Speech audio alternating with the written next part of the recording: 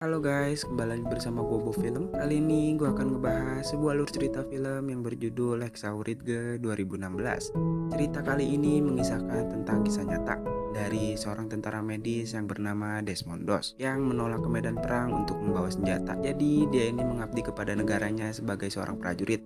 Akan tetapi karena di agamanya dilarang untuk saling membunuh, ia pun menolak ke medan perang untuk membawa senjata. Film ini diperani oleh Andrew Garfield sebagai Desmond, lalu ada Teresa Palmer sebagai Dorothy, dan banyak artis-artis terkenal lainnya. Oh ya guys, sebelum kita masuk ke dalam alur cerita filmnya, Mimin merekomendasikan kalian untuk menggunakan headset karena film yang satu ini tuh seru banget nih guys. Tanpa berlama-lama, yuk langsung saja kita masuk ke alur cerita filmnya.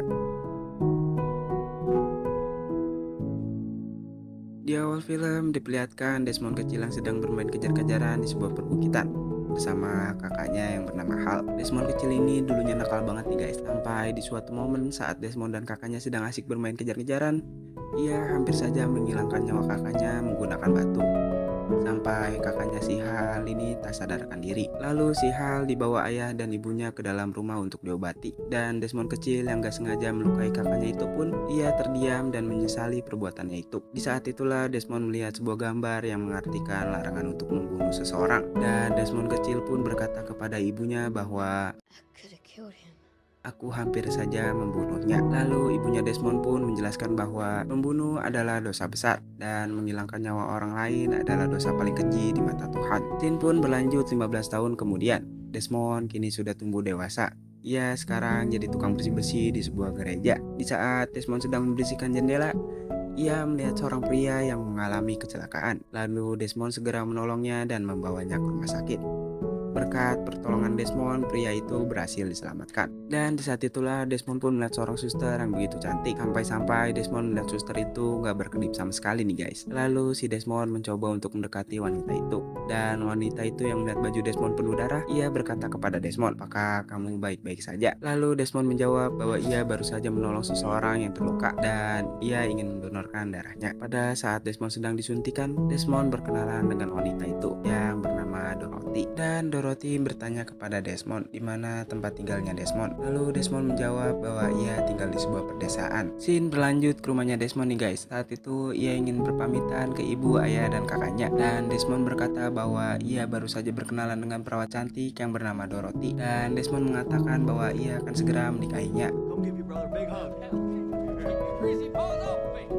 Lalu Desmond kembali mengunjungi rumah sakit dan bertemu dengan Dorothy si perawat cantik itu. Dan Desmond mengajaknya berkencan nanti malam. Dan Dorothy si perawat cantik itu pun menerima ajakan kencannya si Desmond. Pada malam harinya, saat Desmond dan Dorothy sedang menonton bioskop, Desmond mencoba untuk mengobrol dengan si Dorothy. Karena ini pertama kalinya si Desmond berkencan dengan wanita cantik, ia pun sangat kaku karena terpesona melihat kecantikannya si Dorothy nih guys. Dan sesudah menonton bioskop, saat mereka sedang berjalan menuju arah pulang, Dorothy hampir saja tertabrak oleh mobil dan Desmond pun segera menariknya. Lalu tiba-tiba Desmond pun mencium Dorothy. Pas sadar, Dorothy pun terbawa suasana. Dan di saat Desmond, ayah dan ibunya sedang makan bersama, tiba-tiba kakaknya si Hal ini datang dengan memakai seragam perang. Ia pun duduk dan berkata bahwa ia akan segera berperang dan mengabdi kepada negaranya. Ayahnya yang melihat dan mendengar itu pun, lalu ayahnya Desmond mengusir kakaknya si Hal. Scene pun berlanjut ketika Desmond dan Dorothy sedang asik bermesraan di sebuah perbukitan. Di saat Dorothy nggak bisa naik, lalu Dorothy meminta tolong kepada Desmond bahwa ia tak bisa naik. Akan tetapi si Desmond ini mau membantu asalkan Desmond boleh menciumnya. Dan Dorothy pun tertawa lalu mengiyakan itu. Dan mereka pun akhirnya berciuman.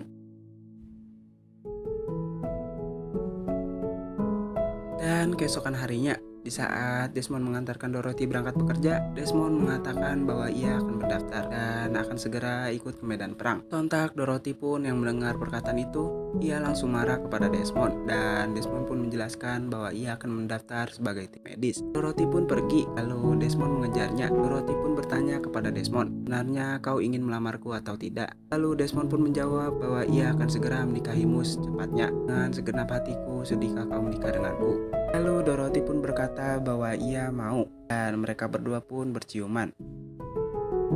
Lalu setelah mengantarkan Dorothy, Desmond pun menemui ayahnya yang berada di sebuah pemakaman. Dan Desmond pun berkata bahwa ia sudah mendaftar sebagai tim medis dan akan segera berperang untuk melawan pasukan Jepang. Oh ya guys, sedikit penjelasan bahwa ayahnya Desmond ini adalah seorang mantan veteran perang. Karena perang itulah ayahnya Desmond menjadi trauma karena melihat teman-temannya yang gugur dalam medan perang pada saat melawan Jerman. Dampak dari perang itulah yang merubah ayahnya menjadi pecandu alkohol dan suka marah-marah sendiri nih guys. Karena itulah ayahnya melarang Desmond dan kakaknya untuk pergi berperang karena ia tak ingin anak-anaknya itu menjadi seperti dirinya. Akan tetapi karena Desmond ini tetap ingin mengabdi kepada negaranya sebagai tim medis dan ingin menolong banyak nyawa, ayahnya pun terpaksa menyetujuinya. Scene pun berlanjut di saat Desmond ingin menuju camp pelatihan. Ia berpamitan kepada Dorothy dan di saat itulah Dorothy memberikan sebuah Alkitab agar Desmond selalu mengingat Tuhan dan dirinya. Lalu Desmond pun pergi menuju camp pelatihan. Sampainya di Camp Fort, Desmond pun berkenalan dengan teman-temannya. Di saat itulah sersannya datang dan memarahi mereka agar bersiap memulai latihan. Di waktu latihan mengikat tali simpul, teman-temannya Desmond ini mengikat satu tali simpul. Akan tetapi Desmond ini justru mengikat dua tali simpul. Sersan yang melihat itu pun mengejek Desmond dan berkata bahwa ikatan Desmond ini lebih mirip seperti dalaman wanita. Lalu mereka lanjut latihan.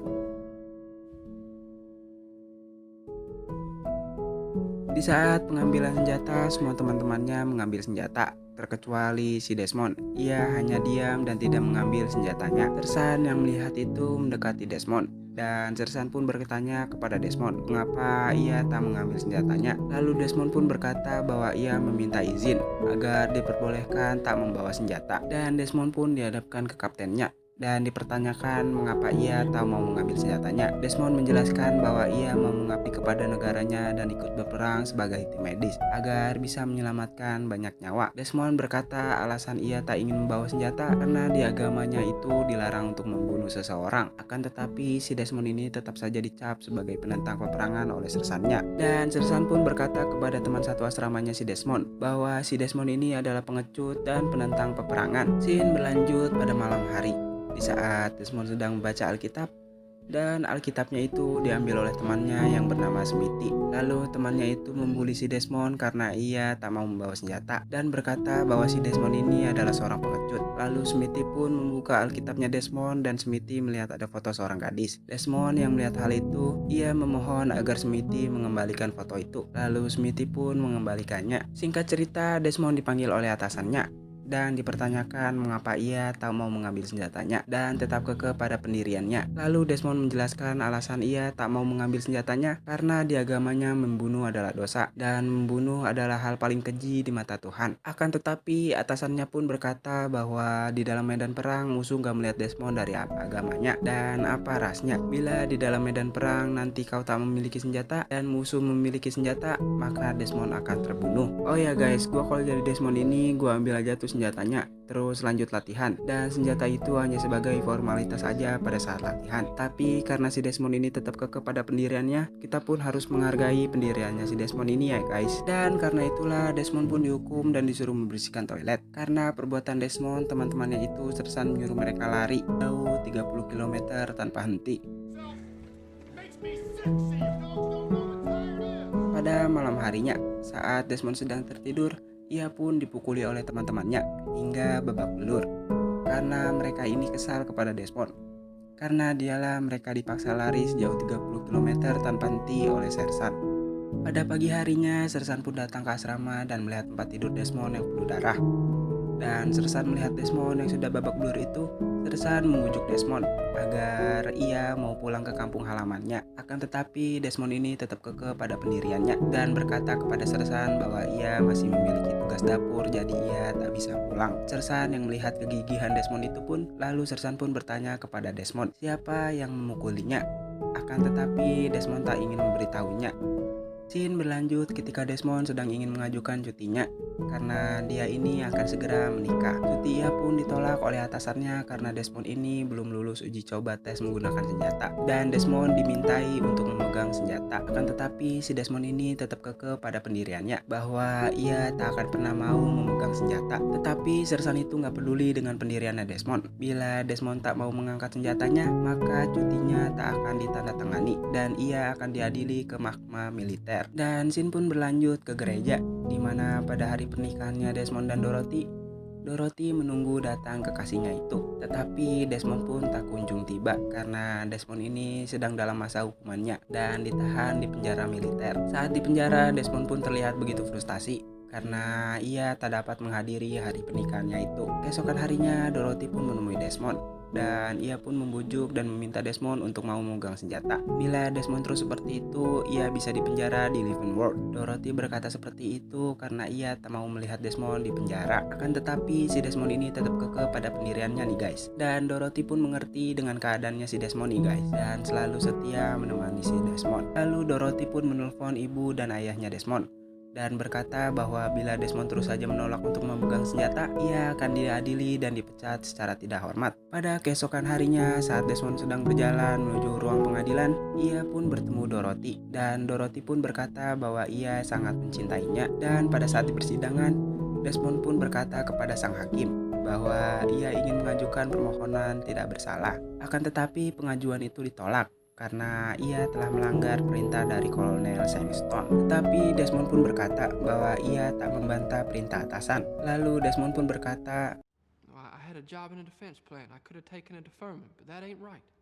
While everybody else is taking life, I'm gonna be saving it. aku tak bisa membiarkan orang lain berperang dan tewas, sementara aku hanya duduk di rumah dengan aman. Dan aku punya semangat untuk melayani sebagai petugas medis di tengah medan perang bersama lainnya dengan bahaya yang sama. Sementara yang lain membunuh, aku akan menyelamatkan nyawa. Hakim yang mendengar perkataan Desmond itu, ia memuji hal itu. Akan tetapi dakwaan harus tetap dilanjutkan. Dan di saat hakim akan mengetukkan palu, lalu tiba-tiba ayahnya Desmond datang dengan membawa surat izin dari Komandan Perang Washington yang menyatakan bahwa Desmond diizinkan oleh Kolonel Sandstone untuk bergabung ke dalam medan perang sebagai tim medis. Lalu sang hakim membaca surat itu dan menyatakan bahwa Desmond diizinkan untuk bergabung ke dalam medan perang sebagai tim medis.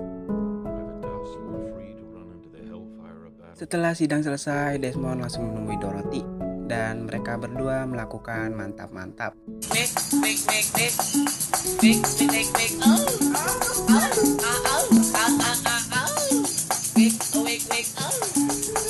Lalu keesokan harinya saat Desmond dan kawan-kawannya sedang akan menuju ke medan perang, mereka pun melihat para prajurit yang gugur dan terluka parah. Desmond dan teman-temannya pun terdiam melihatnya. Pada saat di medan perang, rombongan Desmond itu dihampiri pasukan yang telah lebih dulu maju ke garis depan. Pasukan itu berkata bahwa kita akan bersatu dan menaiki tebing Heksau. Lalu seorang dari kompi Desmond pun bertanya ke tentara itu bagaimana rasanya melawan pasukan Jepang. Tentara itu pun berkata bahwa para pasukan Jepang itu seperti monster dan mereka tak takut mati. Lalu tentara itu meminta Desmond untuk melepaskan sabuk medisnya karena pasukan Jepang mengincar para tentara medis. Lalu mereka pun berangkat menuju Bukit Heksau. Sesampainya di dinding Heksau, sang kapten memerintahkan pasukannya untuk segera menaiki Bukit Heksau. Sesampainya mereka di atas Bukit Heksau, mereka pun berjalan secara perlahan. Sampai di suatu ketika, seorang prajurit yang tak sengaja membangunkan tentara yang pingsan. Lalu tiba-tiba tentara Jepang menghujani mereka dengan serangan timah panas dan brutal.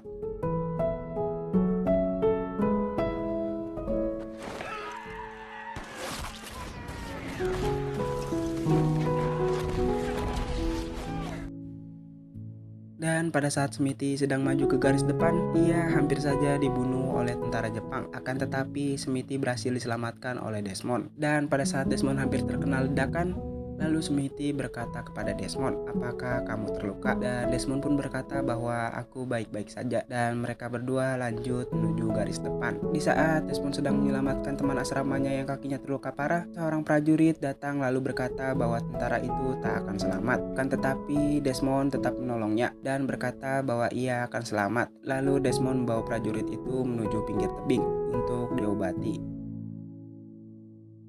Dan Desmond kembali maju ke garis depan untuk menyelamatkan banyak nyawa.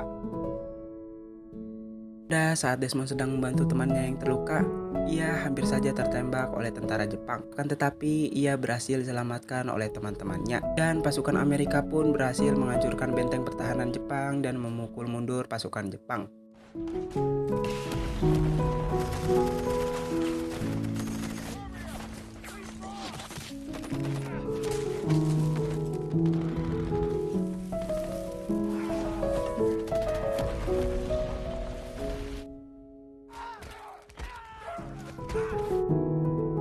Pada sore harinya, pasukan Amerika mundur dan bersembunyi untuk beristirahat, dan kapten pun meminta prajuritnya untuk bersiaga pada malam hari. Malam harinya, ketika Desmond dan Smithy sedang beristirahat, mereka terlihat akur, dan Smithy pun menawarkan makanannya untuk Desmond. Dan Desmond berkata bahwa ia tak makan daging. Lalu Smithy pun memuji foto kekasihnya Desmond itu, bahwa ia adalah gadis yang cantik. Pada saat Desmond dan Smithy sedang beristirahat, Desmond bermimpi bahwa ia dan temannya itu terbunuh oleh tentara Jepang. Lalu ia pun terbangun.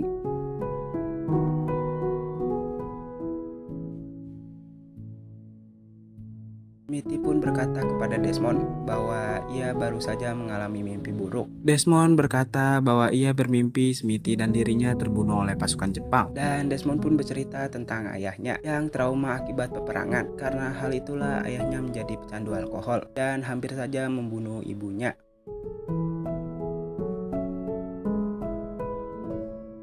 Lalu Smithy pun juga bercerita tentang masa lalunya yang ditelantarkan oleh ayahnya di panti asuhan di saat umurnya masih 5 tahun. Saat pagi hari, pasukan Jepang tiba-tiba menyerbu dengan ratusan pasukannya, hingga membuat para tentara Amerika terpaksa mundur dan turun dari tebing Heksau. Dan di saat Desmond akan menyelamatkan seorang prajurit yang kakinya terluka, prajurit itu berkata bahwa ia akan baik-baik saja. Dan prajurit itu berkata bahwa ia tak membutuhkan plasma. Bantulah pria di sebelahmu yang terluka itu. Lalu Desmond menolong pria itu.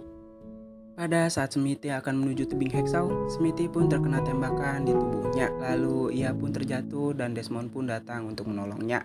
Smithy pun berkata bahwa ia takut. Desmond pun menjawab bahwa ia akan baik-baik saja. Lalu Desmond membawa Smithy menuju pinggir tebing untuk menyelamatkan Smithy. Akan tetapi seorang temannya berkata bahwa Smithy telah meninggal dunia. Desmond sangat terpukul atas kematian sahabatnya itu. Desmond pun menangis lalu berkata, What is it you want of me? I can't hear you. Alright.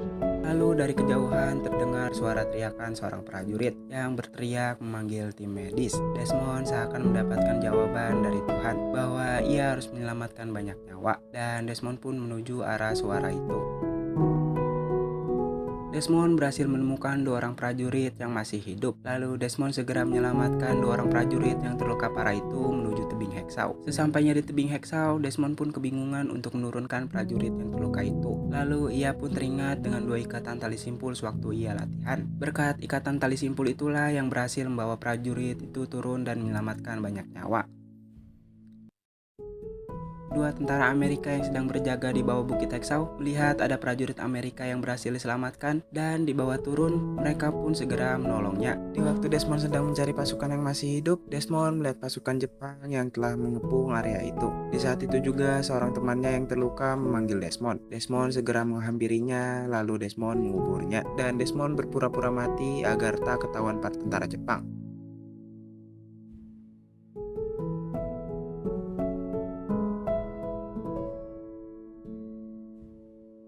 Desmond pun berhasil selamat dari para tentara Jepang. Lalu ia pun segera menyelamatkan temannya yang terluka itu. Pada saat Desmond sedang mencari tentara yang masih selamat, ia hampir ketahuan dan bersembunyi di dalam bunker Jepang itu. Lalu saat Desmond berada di dalam bunker Jepang, ia melihat ada seorang tentara Jepang yang terluka. Lalu Desmond pun menolongnya.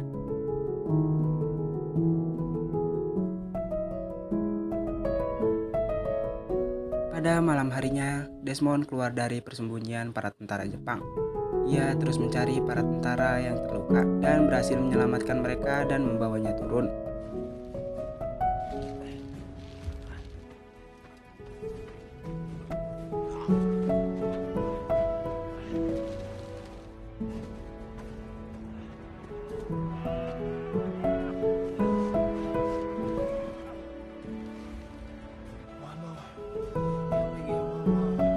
saat yang bersamaan, dokter melihat banyak prajurit yang selamat dari tebing Heksau itu. Dan dokter bertanya kepada pria itu, lalu pria itu mengatakan, ada seorang yang terus menurunkan para prajurit yang terluka. Saat pagi harinya, Desmond yang sedang mencari para tentara yang masih selamat itu, ia bertemu dengan Sersan dan teman satu campnya. Lalu Desmond segera menolongnya.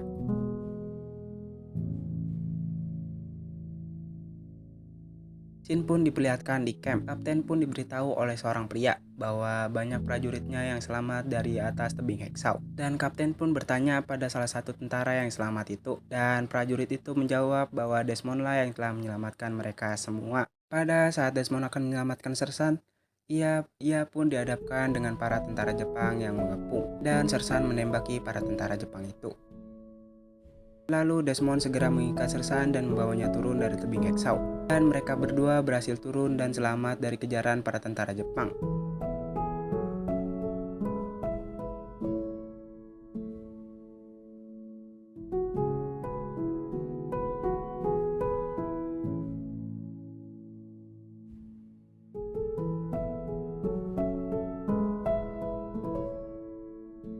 Pada saat Desmond sedang duduk sambil membaca Alkitabnya, ia pun dihampiri oleh sang kapten. Dan kapten itu berkata bahwa ia salah menilai Desmond dan berharap Desmond akan memaafkannya. Lalu Sersan meminta Desmond untuk bersiap kembali menuju tebing Heksau. Pada keesokan harinya, mereka semua pun kembali bersatu dan akan bertempur kembali melawan Jepang. Akan tetapi mereka semua tak mau bila tak ada Desmond di samping mereka.